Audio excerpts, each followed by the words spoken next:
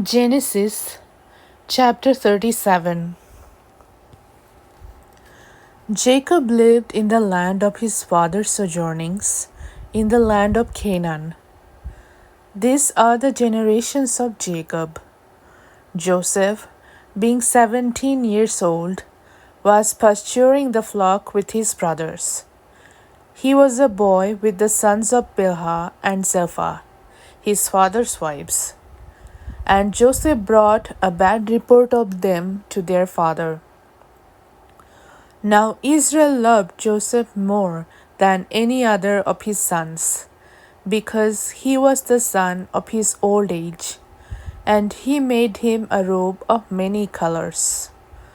But when his brothers saw that their father loved him more than all his brothers, they hated him and could not speak peacefully to him. Now Joseph had a dream, and when he told it to his brothers, they hated him even more. He said to them, "Hear this dream that I have dreamed. Behold, we were binding sheep in the field, and behold, my sheep arose and stood upright. And behold, your sheep gathered around it and bowed down to my sheep." His brothers said to him, "Are you indeed to reign over us? Or are you indeed to rule over us?" So they hated him even more for his dreams and for his words. Then he dreamed another dream and told it to his brothers and said, "Behold, I have dreamed another dream. Behold, the sun, the moon, and 11 stars were bowing down to me." But when he told it to his father and to his brothers, his father rebuked him and said to him, "What is this dream that you have dreamed? Shall I and your mother and your brothers indeed come to bow ourselves to the ground before you?" And his brothers were jealous of him, but his father kept the saying in mind. Now his brothers went to pasture their father's flock near Shechem. And Israel said to Joseph, "Are not your brothers pasturing the flock at Shechem? Come, I will send you to them." And he said to him, "Here I am." So he said to him, "Go now, see if it is well with your brothers and with the flock, and bring me word."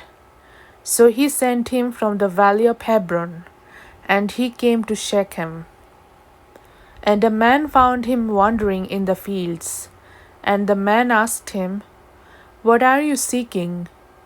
"I am seeking my brothers." He said, "Tell me, please, where they're pasturing the flock."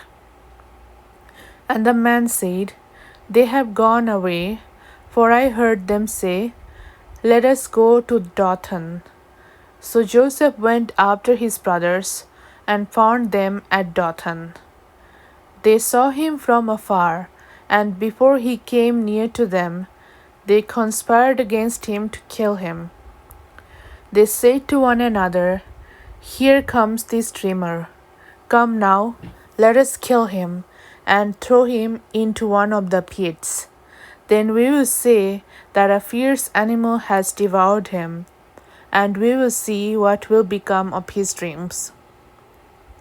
But when Reuben heard of it, he rescued him out of their hands, saying, "Let us not take his life." And Reuben said to them, "Shed no blood. Throw him into this pit here in the wilderness, but do not lay a hand on him, that he might rescue him out of their hand to restore him to his father." So when Joseph came to his brothers, they stripped him of his robe, the robe of many colors that he wore. And they took him and threw him into a pit. The pit was empty, there was no water in it. Then they sat down to eat. And looking up, they saw a caravan of Ishmaelites coming from Gilead, with their camels bearing gum, balm, and myrrh, on their way to carry it down to Egypt.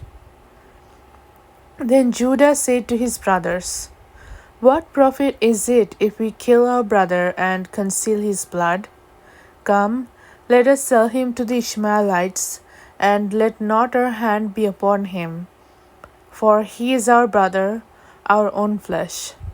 And his brothers listened to him. Then Midianite traders passed by, and they drew Joseph up and lifted him out of the pit and sold him to the Ishmaelites for 20 shekels of silver. They took Joseph to Egypt.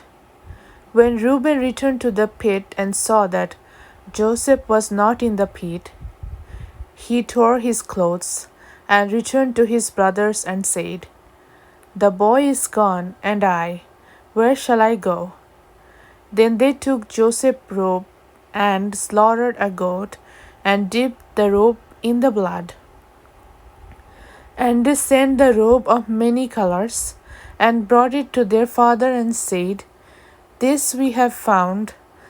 Please identify whether it is your son's robe or not."